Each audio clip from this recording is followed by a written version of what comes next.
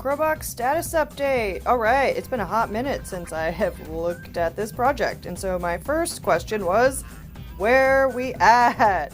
So I turned everything on, and it turns out the servo wasn't working, and so I was like, what did I forget to do? I forgot to connect, or I guess I just hadn't connected. Ooh, let's get this hot glue out of the way.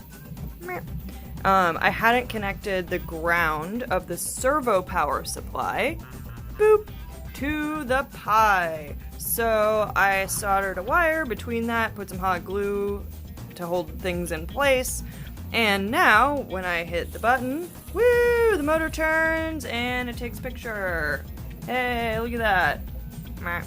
Okay, so now the trick is that when I have stuff in here, it doesn't turn as well. Well, okay, fine. Demo worked, but it's not working the way I want it to. So that's what I need to figure out. That's where we at. And you can probably hear in the background, I'm thinking that my 3D printed connection has gotten a little bit stripped, and so I am printing another one in the hopes that that provides better friction for the servo and this gumball machine. So we will see. Yay! I'll keep you all updated. Woo!